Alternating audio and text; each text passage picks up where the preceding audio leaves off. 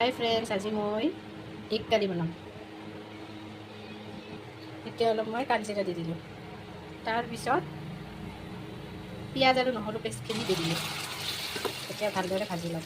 পিঁয়াজখিনি দি দিলে এনেকৈ পানীৰ দৰে ওলাব। তেতিয়া ভালদৰে ভাজি কিনে মছলা এড কৰিম। এতিয়া পিঁয়াজখিনি এনেকুৱা হোৱাৰ পিছত এতিয়া এইবোৰ জলকীয়া, মছলা গুড়ি, নিমখ আৰু হালধি দি দিলোঁ।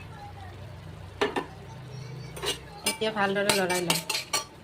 তেতিয়া মছলাখিনি এড কৰাৰ পিছত ভালদৰে ভাজি ল'ম।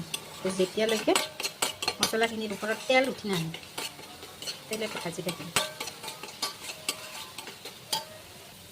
মছলাখিনি যিমান ভাজিব খাবলৈ সিমান সোৱাদ হয়। এনেকৈ ভাজি থাকিম। এতিয়া অলপমান পানী দি দিম। পানী দি ভাল কৰি লৰাই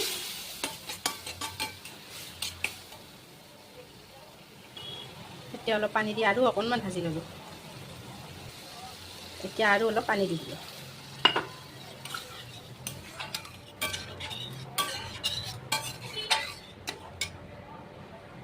কণীখিনি সৰু সৰু কৰি কাটি লৈ পিচ পিচ কৰি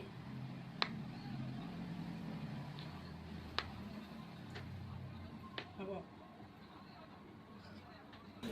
এতিয়া কণীখিনি দি ল'ম।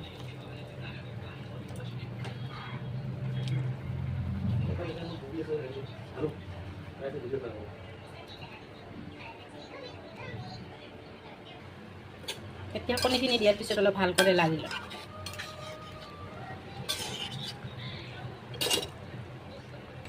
এতিয়া কেঁচা জলকীয়া কেইটামান দি দিম।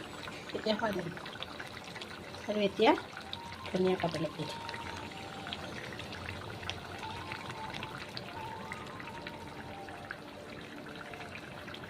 কেতিয়াবা মাংস নহ'লে এনেকৈ বনাই খাবচোন, বৰ সোৱাদ লাগে। এতিয়া কণীৰ তৰকাৰী হৈ গ'ল আমাৰ।